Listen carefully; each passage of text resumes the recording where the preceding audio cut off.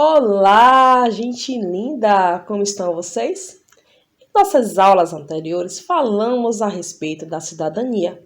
Fomos lá na Grécia Antiga e vimos que nem todas as pessoas eram consideradas cidadãs. Nem todas as pessoas poderiam opinar a respeito das polis. Apenas uma parcela da população. Vimos também lá na França que o clero, a nobreza e o rei viviam com muitos privilégios, enquanto boa parte da população sofria com muita pobreza e altos impostos. Vimos que nesse período existia a política em que o rei tinha todo o poder em suas mãos, o absolutismo monárquico. Vimos também que lá surgiram algumas ideias que modificaram a forma de pensar a política, pensando-se numa sociedade mais justa e igualitária. E graças a essas mudanças, a essa forma de pensar diferente, graças ao iluminismo, esse conjunto de mudanças, surgiu a Revolução Francesa, que finalizou a monarquia absolutista na França. E no Brasil, o que estava acontecendo no Brasil? Como foi, que surgiu no Brasil essas ideias relacionadas à cidadania? Será que sempre nós tivemos o direito de expressar nossas opiniões? Será que sempre tivemos direitos e deveres? Será que sempre escolhemos os nossos representantes? Será que sempre foi possível isso? Nós vamos falar hoje sobre isso em nossa aula.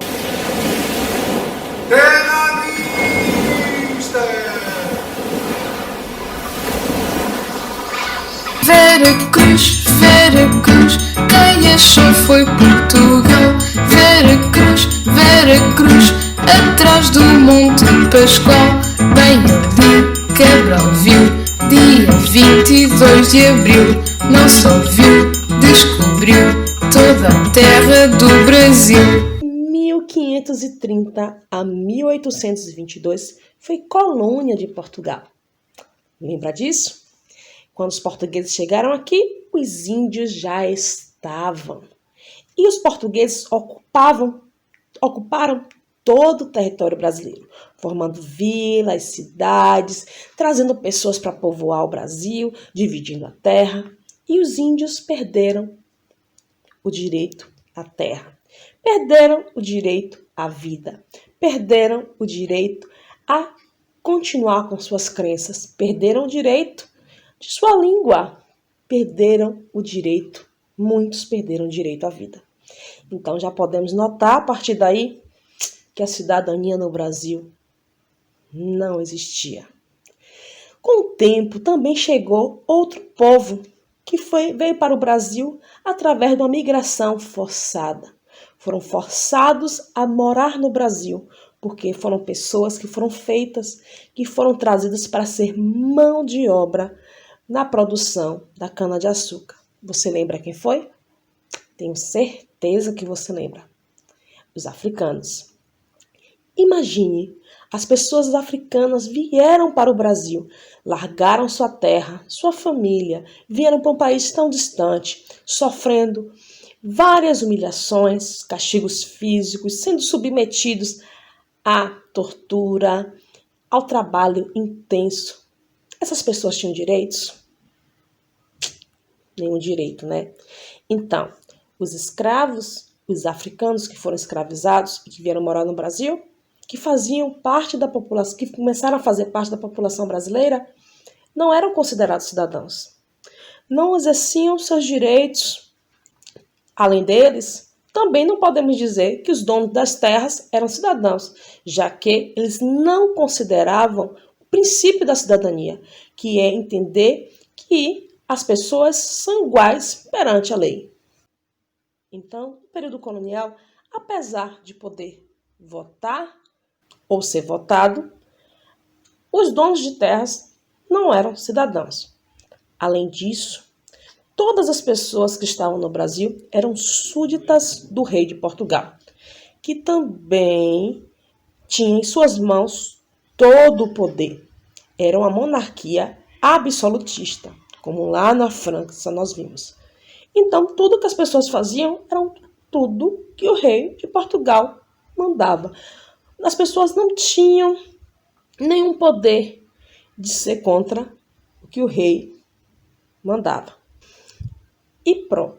Depois disso, e quando o Brasil se tornou independente? Será que as coisas mudaram?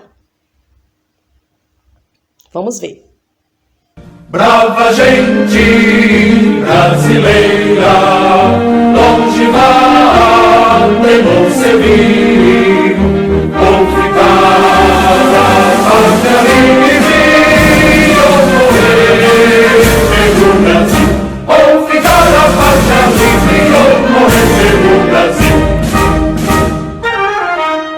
Em 7 de setembro de 1822, às margens do Riacho de Ipiranga, Dom Pedro I gritou: independência ou morte! Lindo aquele quadro, né? Mas a realidade não foi aquela naquele momento. E a realidade também não foi bonita depois. Continuamos com um país que não considerava os direitos e os deveres dos cidadãos. Continuamos com um país que tinham escravos. E continuamos com um país que tinha o absolutismo monárquico, só que agora disfarçado.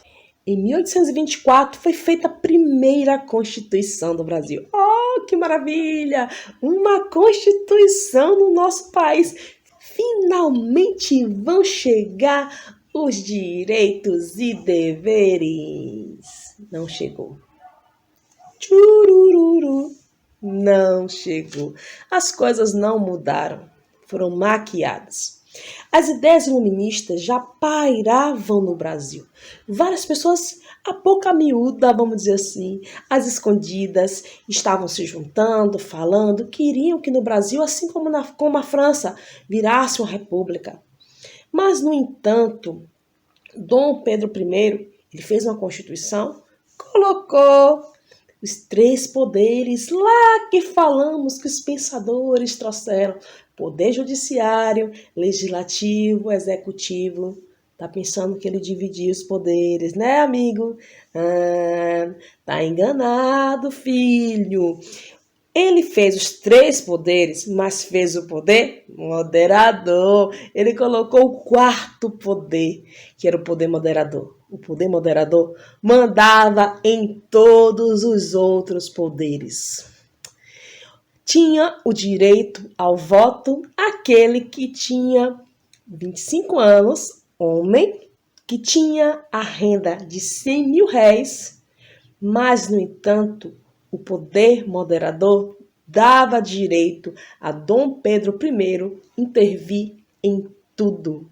Ou seja, ele continuava com o poder em suas mãos. A divisão dos 3 poderes e o direito ao voto era só uma conversa. Como diz o baiano, conversa fiada, porque ele continuava dono com todo o poder centralizado, todo o poder em suas mãos. Mas passando os anos, as coisas mudaram, pró. Se houve a república, pró. Se no Brasil começamos a ter um presidente, pró. As coisas mudaram, pró. Liberdade, liberdade, a pesar sobre nós, das lutas na tempestade, da que usamos tua voz. Olha só, realmente, em 15 de novembro de 1889, passamos a ter uma república. Oh, temos um presidente! Dom Pedro II, o antigo imperador, ele tinha como parceria, vamos dizer assim, os militares, os fazendeiros e a igreja. Só que todas essas 3 bases, que eram bases principais do seu império ruíram. A igreja foi contra o imperador Dom Pedro II porque ele era maçom. Os militares estavam revoltados após a Guerra do Paraguai. Se sentiam desvalorizados e deixaram de apoiar Dom Pedro II. E os fazendeiros ficaram revoltados porque aboliram a escravidão. Quem ia trabalhar nas terras deles? E então todos os três que eram apoiadores de Dom Pedro II, partiu, deixou ele sozinho e tiraram ele do poder. Um golpe. E então ele foi convidado a se retirar do Brasil. Vamos dizer assim. Então começou a República, o povo nem estava sabendo da República. O povo nem estava sabendo, não foi nem algo que o povo sabia. As coisas aconteceram e o povo ficou lá assistindo, sem nem perceber tanta mudança. E então foi feita a primeira Constituição da República do Brasil. A Constituição de 1891 trouxe novamente os três poderes, judiciário, legislativo, executivo. Também determinou que não precisava ninguém ter renda para votar, não. Maravilha, pró, finalmente pró. Mas, no entanto, ela não dava a liberdade, ela não previa que todo mundo poderia votar, não. Continuava dizendo que só homens poderiam votar, homens libertos poderiam votar, mas não poderia votar mulheres, nem militares e nem pessoas que participavam da igreja. E outra coisa, os analfabetos também não. E olha que naquele período a maioria da população brasileira era analfabeta. Por quê?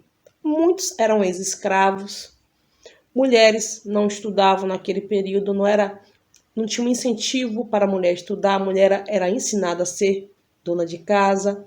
Então, muitos não estudavam, pouco, só a elite tinha acesso à educação. Então, nessa primeira votação, cerca de 12,2% da população votou. Vocês não têm ideia da maior.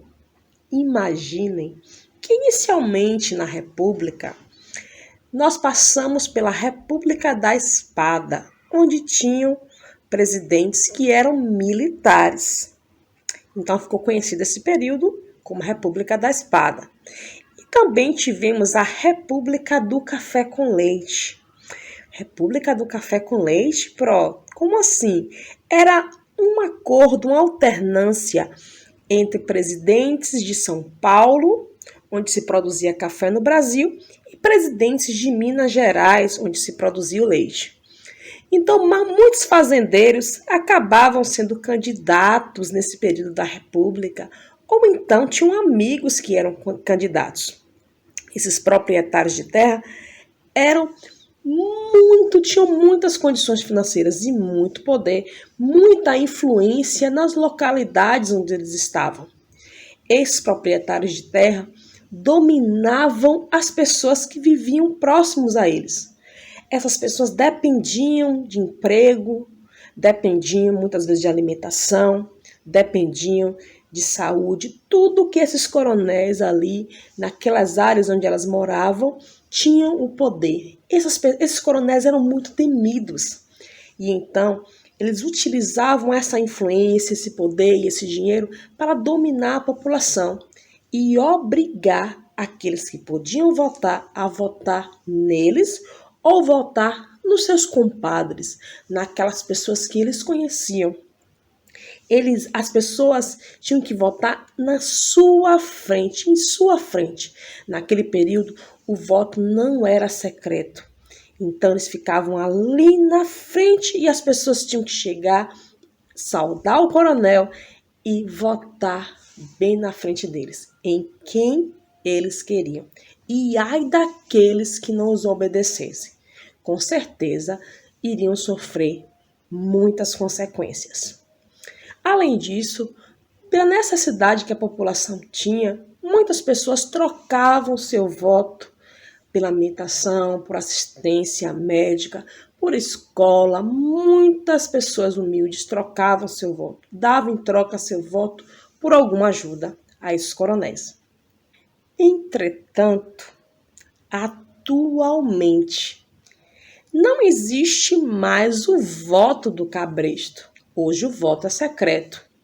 Mas muita gente não entende a importância do voto. Muita gente não compreende a responsabilidade do seu voto. Muita gente não entende que o voto ele é uma forma de modificar a realidade social e a realidade política e econômica do nosso país. E então, ainda hoje, muitas pessoas vendem seus votos. Muitas pessoas trocam seu direito ao voto, trocando por várias coisas, por favores também, pedindo favores a políticos e vendendo seu voto.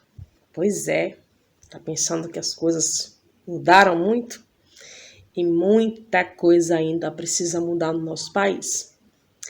Em nossa próxima aula, vamos falar mais um pouco sobre nosso assunto cidadania. E vamos ver quanta luta ao longo dos anos tivemos para chegarmos onde estamos hoje. Um grande beijo para vocês.